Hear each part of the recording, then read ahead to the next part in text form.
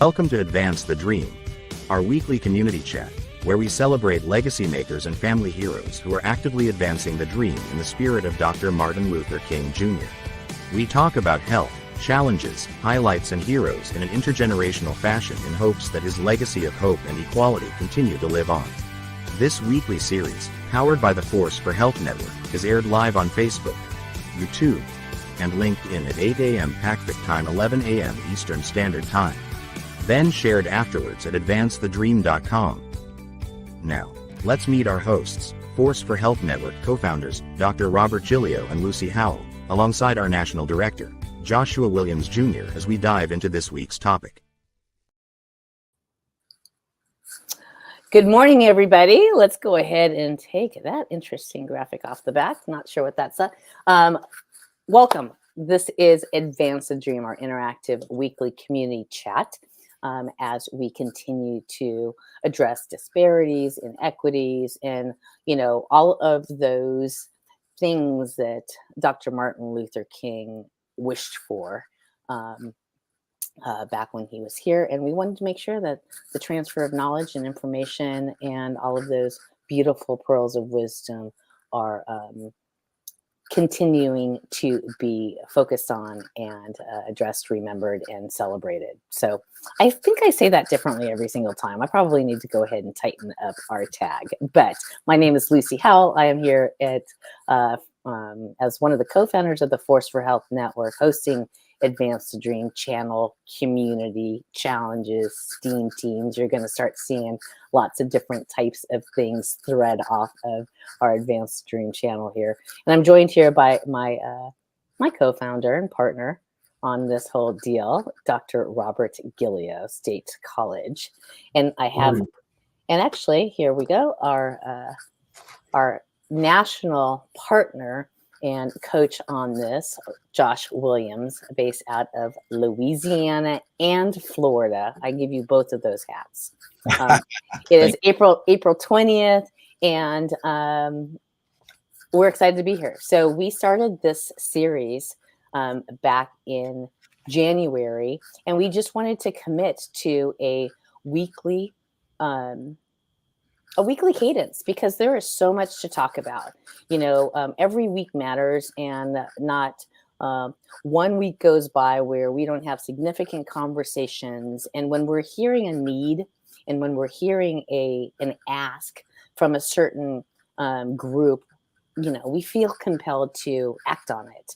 And a lot of what we continue to hear is, I hope that the younger generation understands that history isn't that old, that we need to keep communicating, and that we need to work in a multi-generational fashion so that we can have more healthcare workers taking care of our seniors. I'm just pulling out some of these things from our guests, right, over the course of the last several weeks, Josh, that you've brought to the table. And I see your guests in the backstage already, and I don't want to elongate our executive talk right here. So that's my executive moments coming into this. Rob, how say you? What brings you to the table today, and any thoughts to share before we bring in our guests? Well, I'm struck that every week the topic of mentorship is part of it. I've been mentored by Mr. Joshua Williams in many ways, but I had the pleasure this week of writing a letter recommendation for medical school of a student that I had mentored. And it becomes it reminded me of the role of a senior, someone older who can take a little knowledge and share it with others. And one of the places where that gets shared is motherhood. And I'm thinking this is a month where people are supposed to be thinking about disparities in maternal and infant health, and the role of the mother and the grandmother in mentoring their younger children, in terms of being advocates for themselves as women that may be pregnant, women that may be needing to interact with the healthcare system in a more collegial and aggressive manner sometimes to get what they need. So the mentorship of mothers is what I'm thinking about right now as I kind of watch some issues in my own family as we deal with mothers, pregnancies, and babies. But mentorship comes across every time, and I can't wait to can't wait to talk to the namesake of the school where I met Mr. Josh Williams, Mr. James M. Singleton, Colonel. But we'll get to that soon. I love that. It is April National Minority Health Month. Rob was referring to last week. We are closing up Black Maternal Health Week. And we had done some implicit bias training with our partners up in Ohio, specifically on that, just to know and be aware of some of the issues. And you can ask questions. And so it's kind of like if you're a brown skinned mama going in having a baby, just know that there are some issues and you should just be confident and aware of those going into your care.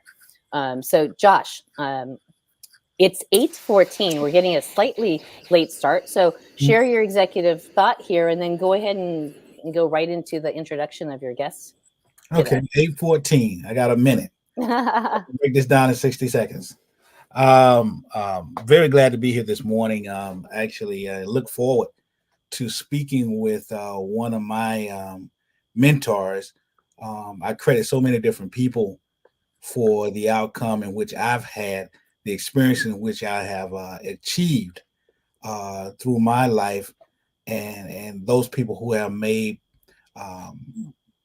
magnificent impacts on the way in which I've actually learned, earned, and served my community. So I'm glad with that in mind to be able to introduce someone today who has played that role of a mentor for me ever since I was in college. And he goes by the name of Full Colonel James Jim Singleton. He's the former Councilman at Large for the city of New Orleans. And when I made it to New Orleans, I met him as a lonely student, 18 years old, when he was really beginning his political career as councilman of District B for New Orleans, and later on achieving on to the council at large, and so forth. But he is a retired full colonel out of the U.S. Army. His field was artillery. He is served as the chairman of the board for the Dryades YMCA. He has served, of course, as I stated, as the head of the city council for the city of New Orleans. Very known for his love for the community. Very known. He's a former school teacher. He started off as a school teacher here in the public school systems of New Orleans, and one of the first Blacks that I met coming to New Orleans that were in positions of leadership for the city of New Orleans. So I am so glad he's approaching his 91st birthday this year. And I'm so happy to get an opportunity to welcome him to what we're trying to do as it relates to building a bridge for our community and continuing to strengthen our seniors and members and citizens of our community. So I'd like to bring to the table now the former councilman at large of the city of New Orleans, Colonel James Jim Singleton. All right. Good. Well, good morning. It's morning here. I believe you are in New Orleans, Louisiana right now, correct? Yes, I am. Okay, so it's wonderful to meet you. And so I know that I feel like you've got this. I named this section Executive and Legacy Reflections because there's so much history there in Louisiana, in New Orleans, and you were such a part of, so many first ofs. And so, some of my quick questions to you are what, and we're going to go around the room, everyone will have a question. How is the state of New Orleans for you? You wear several hats. I believe that you're also on the Redevelopment Authority Board. You're an educator. You've been there. You've led publicly, privately. What's the current state of New Orleans from your perspective? And do you think Dr. Martin Luther King would be proud or disappointed? I guess I could just bluntly say it's bad. We have a lot of problems. Some of the problems that we're having right now relates to finance, a lack of finance. We have a council and a mayor and that don't really communicate with each other. And I hate to say those kind of things, but the truth be the truth. And I've always tried to live by the truth of what's going on. But we have some serious financial problems that we're dealing with, especially the Sewage and Water Board. That's the thing that's in the news every day now. And we just have problems that Well, we don't have the resources to really solve right now. I wonder if possibly, and I don't know if it's possible because I'd love to talk to you for at least 20 minutes on this segment. Is it possible for you to just lean your phone on something so it doesn't move as much? If not, no worries. We're just, it's kind of moving a little bit. It'd be nice. Perfect. You want me to just put it down? Oh, well, no, because we would rather see you. You clearly are. You clearly are a hunter and a fisherman. I can see in the back. That's awesome. That was me moving it around. So I've kind of talked with my hands. So I put it down. Oh, no, but we would rather see you. We would rather see you. So you can go ahead and just hold it. I was just trying to get it to not move as much. Oh, perfect. That's leaning against something there.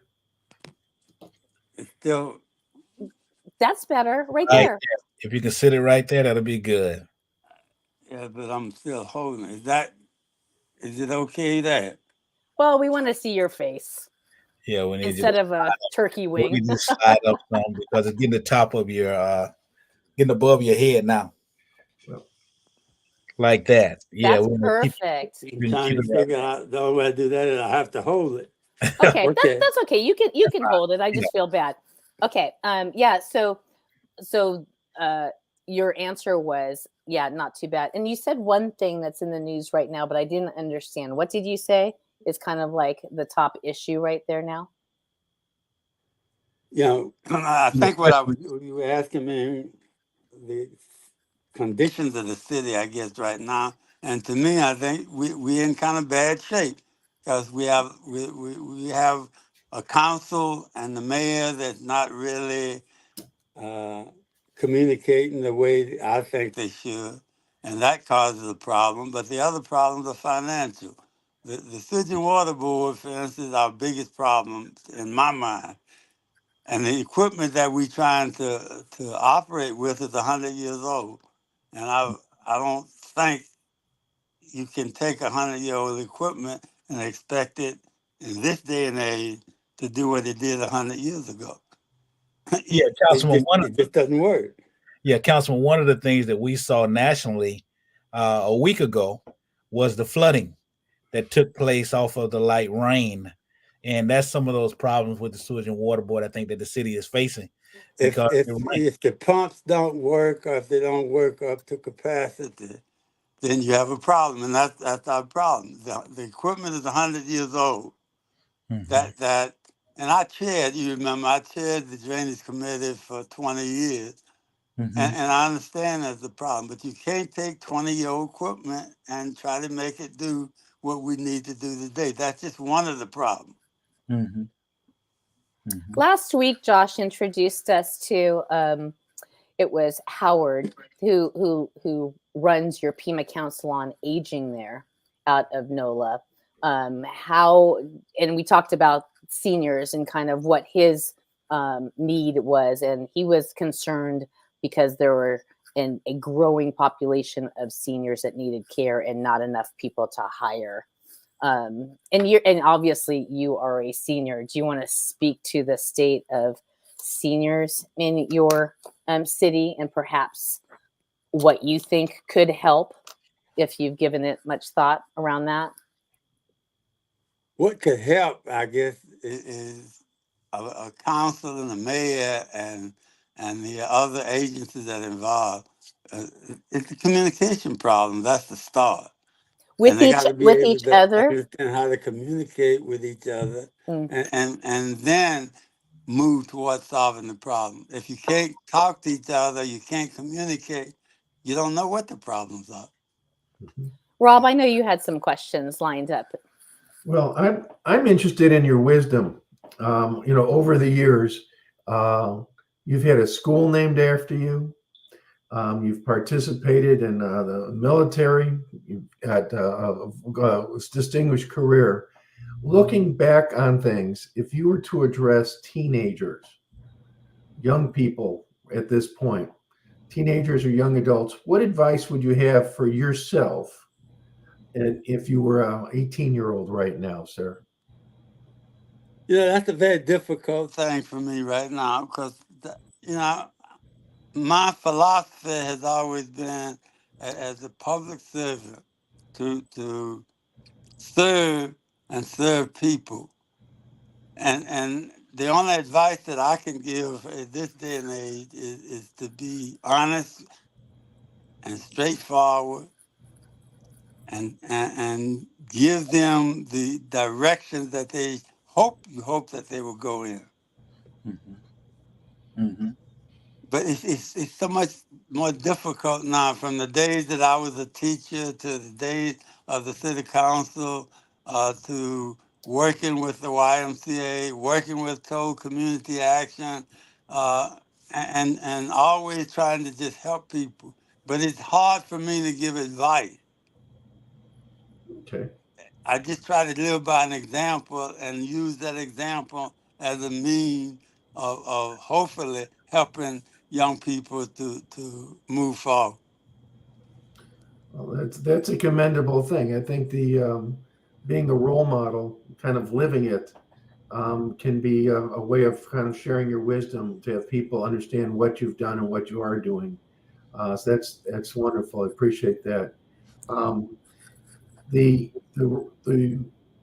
honesty, the guidance types of comments you make are interesting. I think I'm impressed with as time goes by, more and more people are getting involved with mentoring others that are younger than you, than are themselves.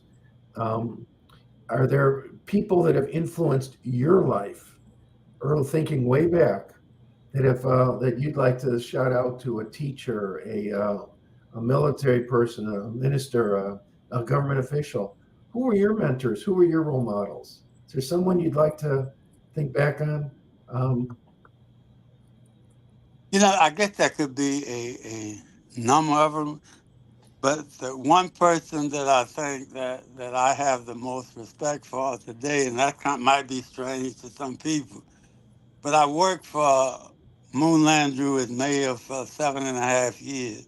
And that's when I left and ran for the council when he was leaving office. And I think the advice that he gave me back then is something that I followed, is that if you're going to be a servant of the people, then you have to be a servant. But you can't be a servant and you can't get rich at the same time, because one, you're going to go to jail if you do that kind of thing. So my advice to you, and I've known you for a long time, is be a servant and serve the people and serve them well. And I think that's the philosophy that I have tried to live by. And it's worked for me up to this point. It really is a dichotomy, that what you say, because that, I think, is what tears the human spirit. Like wanting to do what we feel is right by us spiritually, which is to serve naturally. I think human nature is to want to help and serve if you had that type of foundational, structure in your home, versus I got to go make, because you're right. It is a conflict, and I think part of what we're trying to instill with Advance the Dream and Force for Health is this kind of balance, this, you got to take care of your body physically. That's science, right? So you got to keep moving. You have to learn so that you can take care of your body. But this whole service peace. And every single one of Josh's guests that comes up has this servant mindset. In fact, it was Adrian, right? Adrian Wallace, 29th president of the Alphas, and led the charge for the Martin Luther King Memorial. He called it sacrificial service, right? I mean, it's just got to be so committed that it makes an impact and difference. So I think that is also, I'm just adding to this, and I'm trying to get a little quote in here. So go ahead. I think go ahead, Josh. That was one of the things that you look at Councilman Singleton from the standpoint, tall in stature, but when people see him, the one thing that they could say is that he is a honest individual. You talk about someone who came from humbling beginnings, who had kept those humble beginnings at his forefront from the time him being a servant leader underneath the Landrews administration up until him being the senior member of the city council for the city of New Orleans. He has always kept that same stature and that same being. He's someone that understands the sobriety of his health. When I was actually in New Orleans, we have a wellness center at the YMCA. He's one of the first ones to get up every morning and go in there and work out at 80-some years old. So he understands and appreciates being healthy and understands that that's a part of him remaining to be here. I am so happy that he has had the opportunity to actually kind of lead by example, not being out there always trying to just tell people what they ought to do, but showing them what they ought to do and how they ought to do it. And that's one of my learning points from him, actually being a worker at the school with the Dryades YMCA, understanding and appreciating his leadership and how he actually moved around the city and showed his love for his citizens in the greater New Orleans area. So I just wanted to add that tidbit of the Colonel's legacy that he will leave, because not only me, but it's so many other individuals who have had the opportunity to meet him and work with him and understand and appreciate his love for his community. Stayed in the same place he's been staying with as long as I know him. Been driving the same car as long as it could go, as long as I know him. So we just happy to have a legacy or a tribute to someone like him, who has that honor and that respect and understanding of being in the military and showing that to the people and citizens of New Orleans. One of the things I wanted to ask him about was, of course, Katrina. And he was very involved during that time with the evacuation and the I guess you could say the securing of our kids and our elder adults in New Orleans. We did a lot at the Dryades YMCA. We're trying to motivate and move people out of the city, where we actually set up a area to actually for citizens to come and leave New Orleans at that time. And I know that he has some fond memories, and I think that's where Dr. Rob, when they came in for Katrina, had an opportunity to meet him. That's where we did our first work at over there at his school. And he had the first school to reopen after Katrina. And he understands why we did that. And I would just like for him to talk about it, because it was him and Doug Evans that actually saw that we had a lot of kids still there with nowhere to go. So I want him to just talk with us about a couple of minutes about that, if he could. I get emotional when first of all, the school closed down, and for other reasons, and to deal with it. But back then, the idea we had one idea in mind, was how to best function and help the community. And the first thing was, when talking to Doug, let's get the school back in operation and get these kids somewhere to go. Because when you look at the situation in the city, they had nowhere to go. And the Y was the one place that we could provide some semblance of leadership and guidance to not just the kids, but to their parents at the same time. And that was an important function for us. And it was an important function for the YMCA, you know, to be able to lead and show the community and the people a way that they can begin to get over the fact of what has happened. Now, half of the city, I guess, 2/3 of the city had been underwater.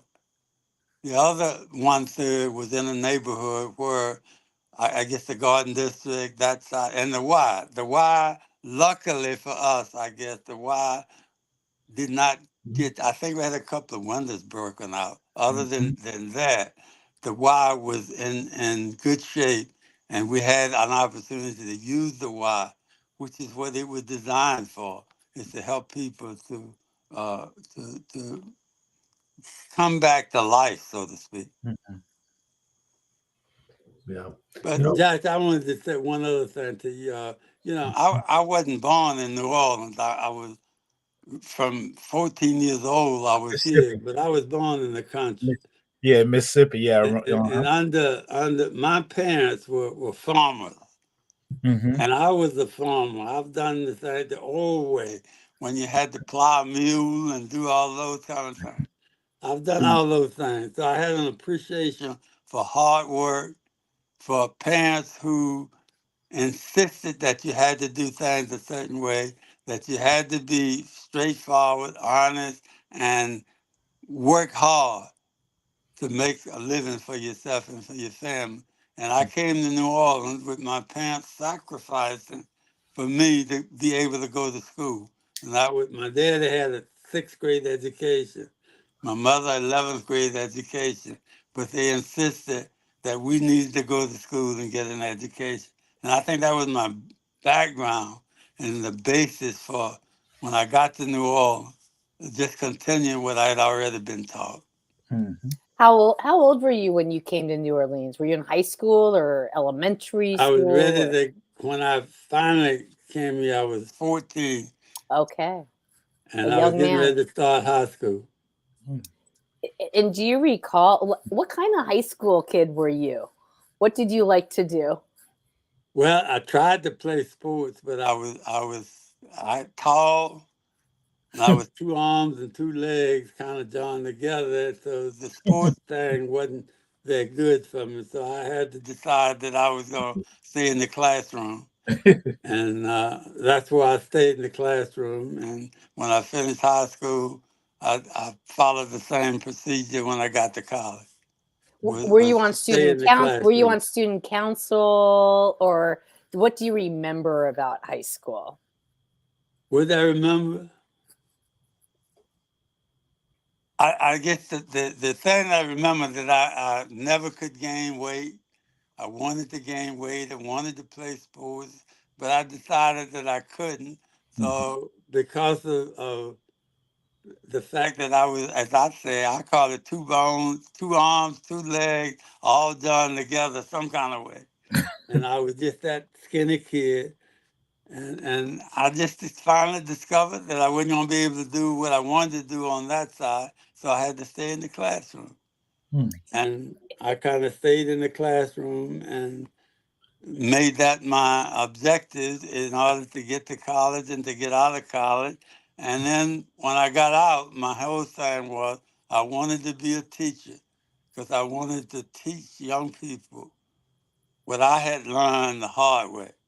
It's coming up in a way, and I wanted them to understand how important that was. And if I say so, I think I did a pretty good job for a few years. At least if I go back with my students and what they say to me later on. And even when I run into some of them now, and this past week I ran into a couple of them and was talking about some of the things that happened. We were when they were in my classroom. So I think that was a successful approach to helping people. And that's what my life has been all about.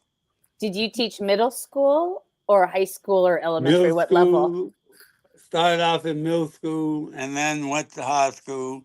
And when I left, it was the high school. And to be honest with you, I left because of I didn't want to get in trouble or go to jail because, you know, with that, the way things were.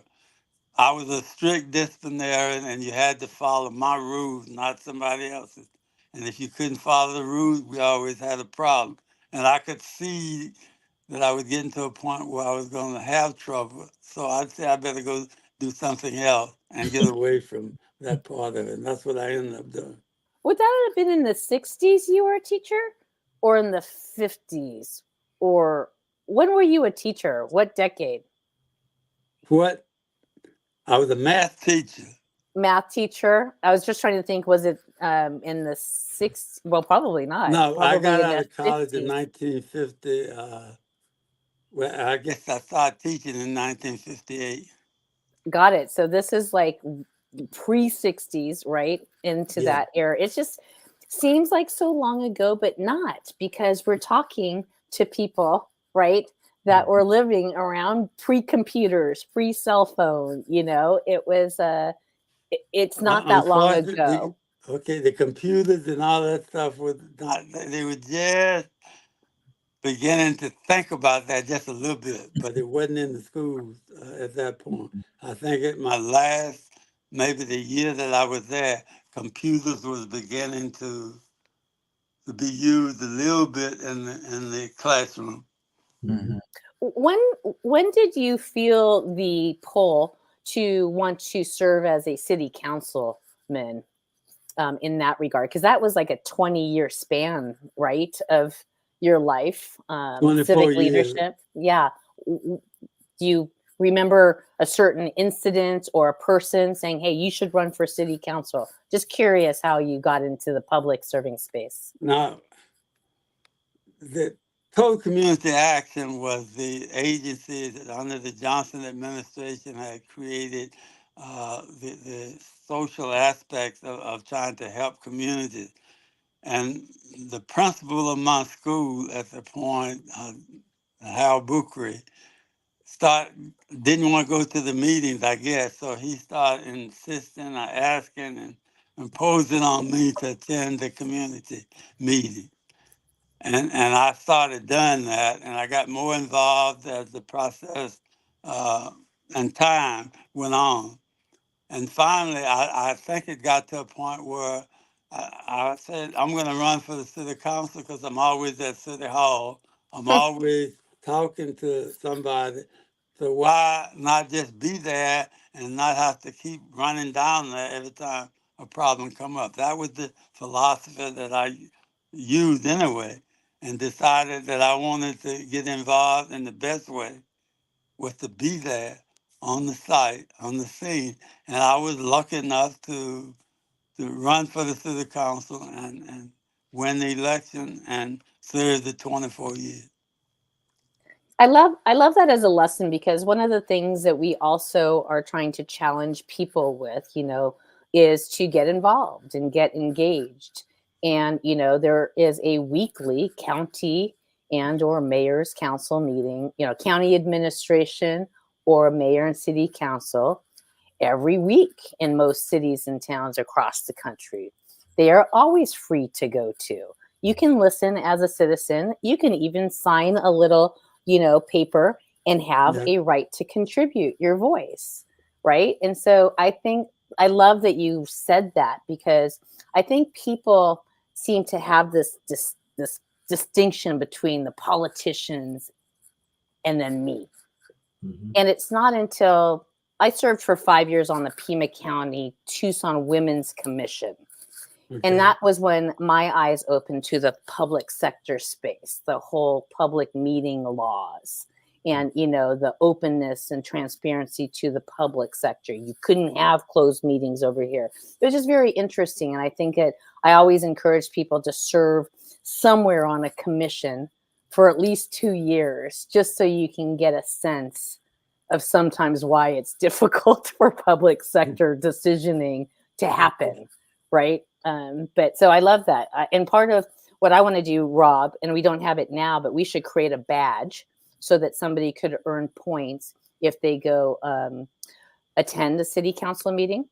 Yeah. And they'll earn more points if they actually use their voice and present an issue or topic that is concerning to them. I think everybody before high school graduation, quite frankly, should be attending a county or a city council meeting. So thanks for that reminder.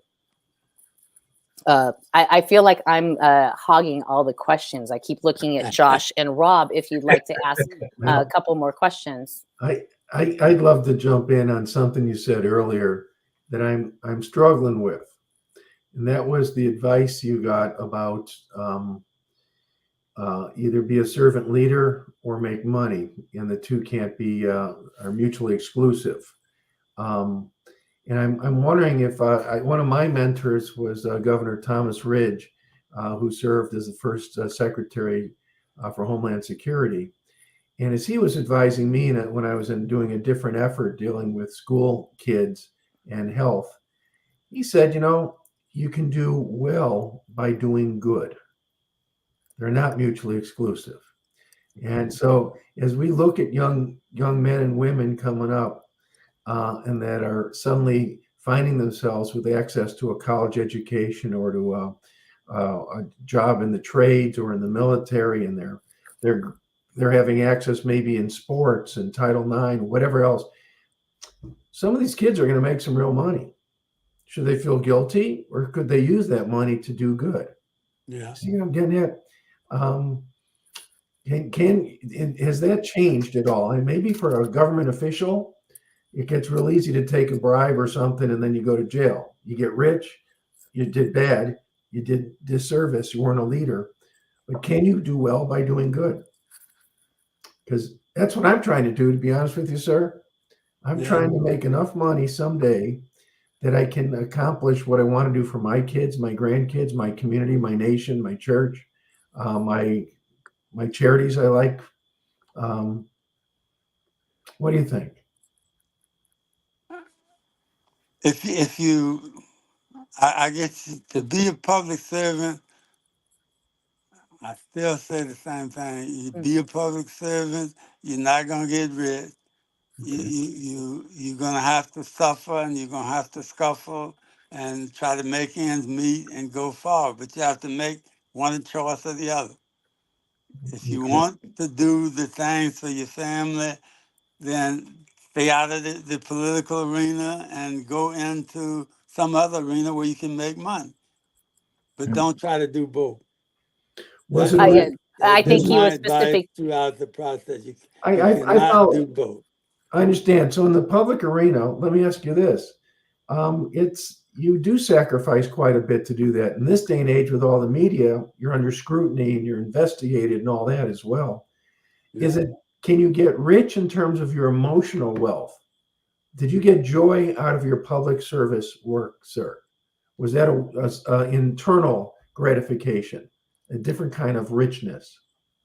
I think there's a great deal of satisfaction in being able to see your work and see that you are successful at helping people and helping your community is another side of it. And I think that's just part of if you're a public servant, that's what you're there to do.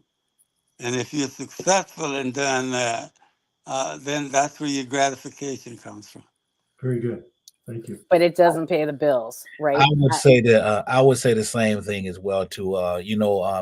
In this little short lifetime in which I had the opportunity to experience some of the things in which I've experienced, a lot of the joy that I get from actually even working with technology. I was considered Councilman Singleton's technology person too, because I always had to go to his house and set his computer up and show him certain things on the computer. So my satisfaction or my richness that I feel is not financial, with that. But when I see him and I see other people are able to now maneuver and sit down in front of a monitor that at one point in time they didn't even think about sitting in front of us, think about trying to do anything, and now they do it, that's gratification within itself, because now I've helped move the pendulum in his life.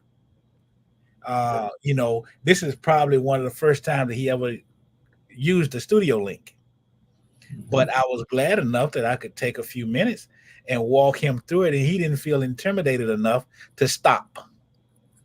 Because sometimes that can get frustrating. We do have a lot of seniors that sometimes get frustrated with trying to maneuver. And that's the piece that I wanted to express with him. Go ahead. I'm sorry. No, I was just going to say, Josh, that just reminds me of all of the senior citizen types at the Y with the program that they had with the computer program over there, and to see the smile and the confidence that built in them once they had an opportunity to get over their fright and start relating to what the computer could help them and their children, especially ones in school, do. And that was always a pleasant thing to me, to go to those sessions and see the happiness on the people that were there. And most of them were either a good bit of them, I should say, were senior citizens.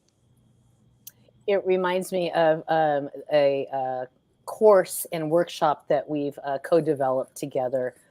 Josh has been so great about bringing multi-generational groups together, and so when we can team up teens and seniors so that we can simply help them connect, reduce the anxiety, then it's golden. My dad was over last night. We were having dinner, and he was bragging about how he was able to download the app from his new car finance place, and he set up automatic payments, and you could kind of see the joy and the pride that he was able to do it by himself, right? But we've also witnessed nephews and nieces helping aunties and grandmas online, and once they're connected, it's golden. I mean, my dad walks probably 5 times more than I do. Queen Williams, one of the great aunties in the group, was always leading our walking challenges, and so it's a family affair. When it really comes down to it, it's a family affair. It's 8:51, so we've got about 9 minutes, and thank you for staying on as long as you have. I mean, when we get guests like you, we just want to suck all of the wisdom and pearls of wisdom. I also love talking to people that are retired, because then they don't have any stigma. They don't have any fright to say what it really is. I would like to thank you all, but this retirement business, I'm still works with Total Community Action, so I have to find something to keep me down, and then people won't let me completely retire, which is what I'd like to do, and I've tried that, but I can't say no, I guess, when people call, and they still, some of them still think I'm at City Hall taking care of the problems down there, but I'm not. But I just enjoy being around people, and when I can help people, I'm happy to do so.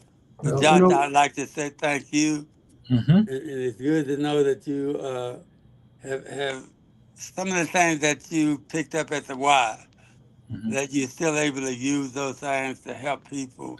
And I appreciate the fact that you called me, and I'm here today with you all.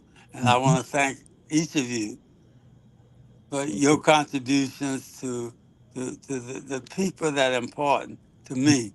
And thank you, and I appreciate what you've done. You're very kind. What I'd like to suggest, kind of as maybe one of my final closing thoughts on this here, is I'd like to ask Lucy if maybe one of our future episodes could be specifically the use of the James Singleton School and the YMCA, the role they played before, during, and after Katrina. Because I think all of us are tied to that, and there's lessons learned there of the role of the teenagers, the lessons learned of community organizers, the lessons learned of having a facility that's prepared, et cetera. Josh, what do you think? I think that would be because I'd love to have the Colonel back to get his wisdom. That'd be a great one. And, we talked to about. But you need Doug involved in that one too. Oh, yeah, definitely. I spoke to him last week. He's doing well and stuff of that nature. So, yeah, we can get him involved. We can also have General Honore to actually join us. Yes, sir. Because he was very intimate in that restructure in New Orleans at that time. So we'll look forward to bringing all those guys back here and really get a good working historical profile of what happened during Katrina. Its wrongs, its rights, and what we can do to never to not have an opportunity to witness one of those major tragic incidents again. Yeah, I'd suggest we also involve certain of your students that were involved with Project Safe under your leadership, Josh. These were middle school kids that put together evacuation plans for their families. Yes. So when Hurricane Rita came, Josh actually studied the outcomes of what happened after that hurricane, what happened after that with and I wrote a little bit about that in a book called Lessons Learned, Successes Achieved. But one of the big successes really was the role of the teenagers in that evacuation. It's inside of the Force for Health. It's free. It's a book that someone might enjoy reading. And it's one of the things we tried to do with that book is give a perspective of what went right. What went right with Katrina? What did we? Everyone had a horrible time from it, but what was the one good thing that came out of it? And for me, it's my relationship with Josh Williams, and frankly, Evangeline Franklin, a doctor who ran the emergency response afterwards at the Superdome and beyond. But I'd love to see where some of your students are today, Josh, if we could. So you look at the generations of mentorship, that would be neat. Then and now. Yeah. I think that the whole concept of then and now, especially since all of us have been in this fight for multiple decades, if we just kind of put our timelines together, we're fighting the fight. And it's so interesting to see who's still at the fight, who we used to work with 30 years ago. And, Colonel, one of the things that we're trying to really put some pressure on in this reality health games concept that we're activating is pitting not only individuals and organizations, but regions and markets up against each other in this concept of the reality health games. And so if we're putting a highlight on communities that do collaboration well, like here in Pima County, Cuyahoga County, perhaps Pinellas in Tampa, State College, Center County, we're going to put a spotlight on New Orleans, right? And start seeing what type of inequities and how leadership is addressing that or not. But really, we're a positive media outlet. And so we would rather highlight all the things that people do well and shower them with recognition and, praise. And really, hey, if you don't care about your community health, then fine. We don't really want you in the Force for Health network. But if you are an individual, organization, or community leader that wants to be top of market when it comes to supporting innovation and healthy communities, then please join us so that we can see what other peers are doing and, get to brag about your community. We always say, do you think your community has what it takes to be a global model leader? Right, in population health? If it's yes, awesome. My answer is yes for Pima County. I'm a confident citizen here. And if it's no, we want to hear too, because unless you voice those as citizens, then it's going to stay status quo, right? So we're going to help put some pressure on some leaders, is what I'm saying. And sometimes health and wellness initiatives, if they're wrapped into governmental entities, then it'll kind of ebb and flow with that leadership that goes in and out. This, you know, chamber of health concept, this hub where leaders from education, healthcare, you know, public, private sector has to kind of almost be this extra sandbox that will continue to grow year after year after year. It took 20 years to change the arc of cigarette smoking, right? To finally kind of come down. So it is a long fight. Like Dr. Martin Luther King, he didn't think he would be there with us when it was over. The next generation always has their own, you know, challenges to maintain freedom. It's not free. So I'm just pulling all these quotes that have been closing out our shows in the last couple of weeks. So those are my final thoughts. Colonel, thank you so much. Again, you know, Josh, we need to get somebody and sponsor him so we can do a legacy, you know, life book on him. Okay. Well, I'd like to thank you all again very much. But I'd like to give Josh one other name when you get, if you're going to do some of this, is don't forget Thelma French at TCA. Oh, yeah. Yes. She's going to be one of our guests coming up too within the next couple of months. Yes. Because it's not going to be too long. I'm at the point where it's time for me to get off the board and let somebody else come in. I've been there 50 years. And I think that's long enough. Well, thank you for advancing the dream with the, you know, example of your life, you know, in servant leadership, and even by daily practicing of movement, you know, body, mind, soul. You know, it's always great to see somebody who lives what they say. Thank you very much. Okay. Well, so we will be here next Saturday. And again, if practice and remind yourself of your Advance the Dream pledge. My pledge is, if I hear something, I say something. Okay. And that is my pledge for Advance the Dream. Josh, what's your Advance the Dream pledge that you're going to continue to practice? Always try to give someone something that they never had when you first met them. Leave them something new. Every time you meet somebody, leave them something new. Awesome. Rob? Be kind. Yes. Okay. Awesome. Okay, Colonel, thank you for joining us. Heads up, because we will be in New Orleans activating some cool reality health games. And you are a lifetime honored member for the Force for Health Advanced Dream. So heads up for a complimentary membership. Thank you very much. Okay, great. See you next week, everybody. Be a force for health. Thank you. All right. Thanks a lot. All right.